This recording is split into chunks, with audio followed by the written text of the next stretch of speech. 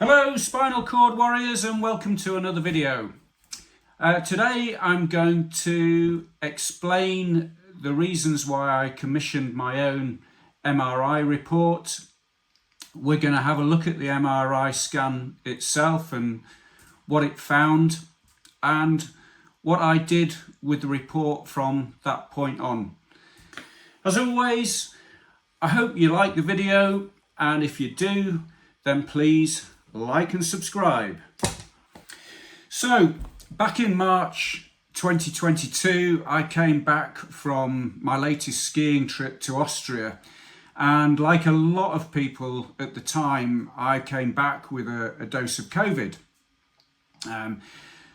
Usual symptoms, flu-like, aches and pains, a lot of fatigue, but something really strange happened, which I assumed was part of the COVID dose. I was waking up in the morning and I was having a really bad back, and this is something that's really out of character for me. I've always been really active and I've never had any issues with my back at all through the course of my life. And don't forget, I'm 52. I would have expected to have one or two aches and pains here and there, but every morning I was seemingly waking up and having a really bad back, and it was taking a bit of time to get going. So I got in touch with a friend who'd also come down with COVID at the same time, off the back of the same skiing trip. And indeed, he was having similar symptoms. So at the time, I just thought, oh, this is one of these really strange symptoms that you get associated with COVID. And like a lot of people, I'd get on the keyboard, Google COVID symptoms, aching back, and yeah, wow, if you want to find it, it's there. Aching neck, aching back, and I just put it down to one of these strange symptoms of COVID. But as the days and weeks wore on, this aching back didn't go away. All the other symptoms that I had associated with COVID, the sore throat, the hacking cough, the general fatigue, all the flu-like symptoms that you get with COVID didn't seem, it went, but the aching back didn't. And it started to get worse. And in fact, in April of 2022, I was doing some work in the garden, and I came down with the most excruciating pain in my back. And my wife came home from work and I was literally bent double. I couldn't take my shoes off. I was in so much pain. And again, being a typical bloke, I just thought, oh, I've just done something to my back. I've overstretched, I've overreached, I've lifted something that's too heavy for me, that I shouldn't have, and it'll go away in time. But it didn't. And within a few days, my wife was saying, look, you really need to go to the doctors. And again, being a typical bloke, I was saying, oh no, I don't need to go to the doctors. It'll be absolutely fine. It'll go away. I'm sure I'll get over it really, really quickly. But when it wasn't, I did book in to see my doctor. In fact, I asked to see a physiotherapist. So I had an appointment with the physiotherapist. The appointment didn't last longer than 10 minutes. He had a look at me, didn't examine me. He just listened to my symptoms, and his words were, oh, you've probably got a grumbly disc. A grumbly disc. This was something I'd never really heard of before, but anyway, he was the expert. And he said, look, take some paracetamol, take some ibuprofen, and if it doesn't go away in 6 weeks, come back and see us. Okay, fine. That's good enough for me. Went back, got some paracetamol, got some ibuprofen. Yeah, that dealt with the pain to a certain extent. But generally speaking, it wasn't going away. And within 2 days of having seen the physiotherapist for the first time, I was in so much pain that I wondered whether it was something else other than my back. I was waking up in the middle of the night in excruciating pain, and I really thought it might be something else. It was in the region of my kidneys. I thought maybe I've got kidney stones. I just couldn't work out what was going on. It was totally out of character for me. As I mentioned before, I'd never been particularly ill in my life, certainly had no history with back pain. I think matters really came to a head where I woke up in the middle of the night and I felt in so much pain that I really did think my body was giving up on me, and I was considering getting a taxi to the local hospital accident and emergency department, because I really did feel like I was on my way out. My body was cold. I was in absolute agony. I couldn't move out of one particular location, and I thought I really needed to get to hospital now. I managed to get back to sleep that night, but the following morning I managed to get a second appointment at the doctor's where I saw the same physiotherapist. And once again, this physiotherapist said to me, look, again, it's probably just grumbly discs. And if you keep taking the paracetamol, if you keep taking the ibuprofen, he was sure that it was going to be gone within 6 weeks' time. I wasn't convinced. I mean, we all know our bodies by the time that we get into our early 50s, and this was something which was totally out of character for me.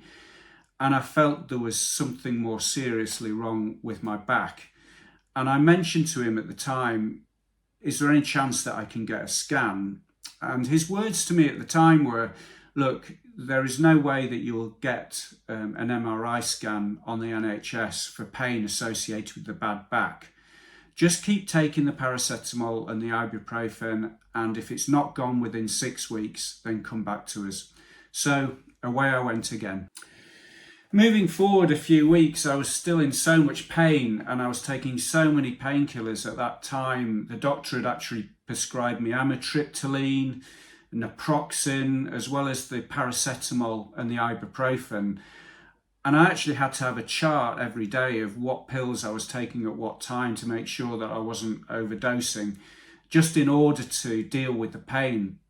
In addition to that, I was sleeping with all sorts of cushions underneath my back, cushions down my side, cushions underneath my neck, and just essentially holding myself in a position which was comfortable enough to sleep in without rolling over, because there was only sleeping on my back in one position which was bearable.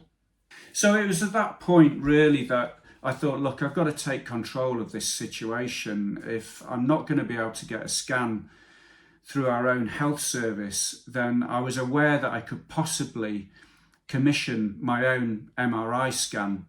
I wasn't 100% sure what I was going to do with the results of that scan, but I thought, well, at least if I can understand or try to understand what's going on, there might be a possibility that I can take my issues to a private practitioner or a private neurosurgeon to take a look at and actually get some answers, because I knew there was something not quite right. It was now June 2022, and I'd suffered with this excruciating pain for a good 2 or 3 months. And in addition to the pain, I noticed that my left leg started feeling a bit strange, particularly at night. It almost felt like my leg was kind of thick. I couldn't really explain it. And certainly my left foot felt like it was wet all the time. It was something very odd and something that I couldn't explain. And I managed to find a private MRI company called Top MRI. Now, when I saw them, I thought, this doesn't sound very convincing, Top MRI. But anyway, they came recommended. So I managed to book in and get an appointment with them to get a scan at the end of June 2022. I went for the scan, and it was the first time in my life I'd had an MRI scan. It was quite interesting, really. I was a little bit apprehensive to start with. I'll freely admit. You go in this great big machine in this great donut, and for half an hour, 40 minutes or so, you're lying dead still, listening to all these buzzes and whirs and clicks, and absolutely no pain whatsoever. And it kind of felt that you were in the middle of this great big sound effect, and there was absolutely no pain. You'd kind of drift off. It's almost like you're in a hypnotic state, and before you know it, 40 minutes is up and you're coming out. A couple of weeks later, I received an email which had my MRI report, and it also had my scan. The scan was a file, and I needed some software to read it, and the report was actually a PDF report. The rest of this video is going to cover what was in that scan and what was in that report, and what I did with it from there.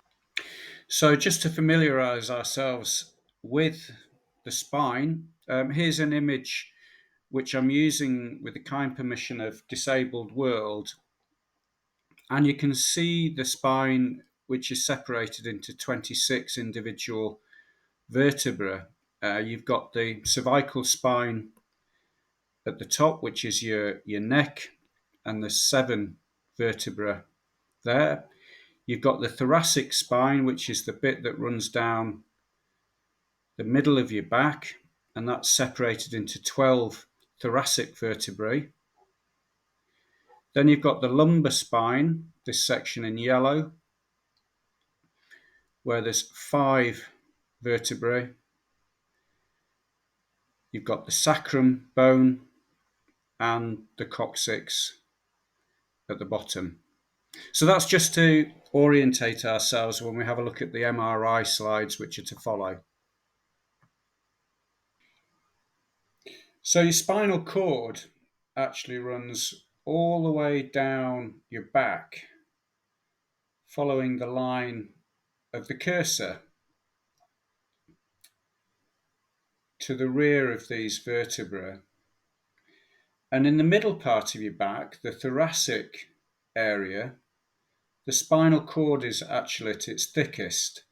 Now, I'm not an expert in this, and this is all based on what I've learned over the past few years. But your spinal cord at this section here, the thoracic area, is kind of like the trunk of a tree. It's at its thickest, and as you get lower in your spine, it branches out into all of the individual nerves that run down your legs into your lower body. And at this section here, it's kind of called a horse's mane because it branches out. But certainly in your thoracic spine, it's kind of like the trunk of a tree. It's at its very thickest point. This is my actual MRI scan, which was taken in June 2022. I was sent this by the company that did the MRI, and I had to download some software in order to read the scan. And this is a cross section through my spine from the MRI machine, which was taken from the left-hand side. It's a lateral scan of my spine. So just to orientate ourselves, this is my back here. This section of spine is my thoracic. These are my thoracic vertebrae going into my lumbar vertebra, and then the sacral vertebra at the bottom here. And then we have my spinal cord running all the way down the back. Now, what we can actually do with this scan, which I only realized after having it a few days, is actually scan or take a section through. So if I move the mouse cursor, we actually move through my spine. And just to orientate ourselves in more detail, this is T10, thoracic 10, T11, T12. Then we've got the lumbar vertebra, L1, L2, L3, L4, L5, and then we've got the sacral vertebra at the bottom here. And you don't need to be a neurosurgeon to see that there's something going on in this area here, which is between T10 and T11. And if I just scan backwards and forwards, you can see something going on which is impacting the spinal cord between T10 and T11.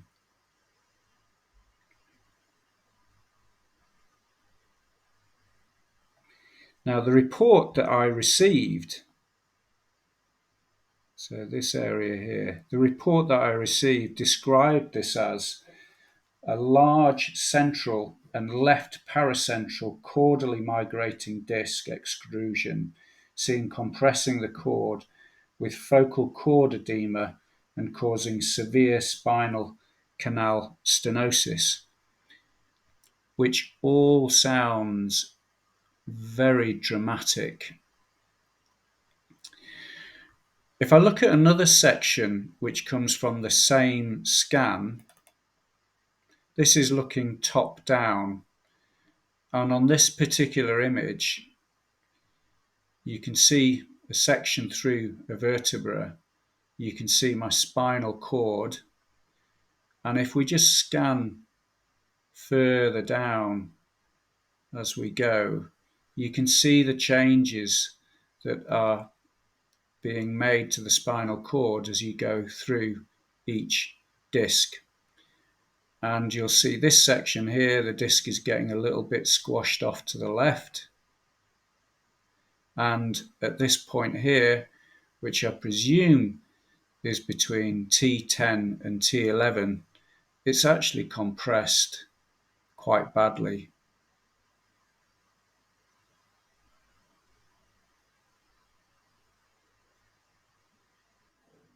Looking lower down the same scan, you can actually see some other issues going on. L2, L3, we've got a disc bulge here. Between L3, L4, another one. Between L4 and L5, we've got yet another disc bulge. And between L5 and the sacral vertebra, we have another disc bulge. Now, I subsequently found out from my neurosurgeon that whilst all of these are grumbling or herniated discs, none of them are actually what he called surgically significant. Although on the initial MRI report, it did say that the disc between lumbar vertebra 5 and the sacral vertebra did actually have some neural compromise, which meant that it was compressing some nerves and no doubt causing me some pain in my lumbar region. So, armed with my MRI report and the scan, I researched private neurosurgeons and came across a couple of very high repute and got in touch with them and sent the report and the scan through with the aim of engaging them and hoping that they would take on my case. A couple of days later, I had a phone call back from one of the PAs from one of the neurosurgeons, and it was this call that really pretty much turned my life upside down. She said, "Look, the neurosurgeons reviewed your scan and you've got a very serious issue, and you are not going to find a private neurosurgeon to take you on. And the reason for this is that where you've got compromise to the spinal cord at the thoracic level, the chances that a surgeon will paralyze you during the course of the surgery is very high. So there are no private neurosurgeons in the UK that they were aware of that would take it on. So I'd need to get back within the UK's National Health Service and within their neurosurgery consultants in order to have a chance of operating on this disc and relieving the pressure on my spinal cord. And her parting words were, which still give me shivers to this day, was she said, "The surgeon has told me to tell you to be very, very careful." And I was absolutely dumbstruck as I put the phone down, because I thought, well, what does this mean? And the chances are that if I had a fall or a trip, this disc could actually further compress my spinal cord to such an extent that it could cause some form of paralysis, and indeed it already was doing it at that stage. So, spinal cord injury warriors, this is where I'm going to end this video at this point. Stay tuned for the next videos to find out what happened next and how I ended up in surgery and waking up from the first operation paralysed. More of that to come, and as usual, thanks very much for watching. If you like the video, then please like and subscribe, and we'll see you in the next one.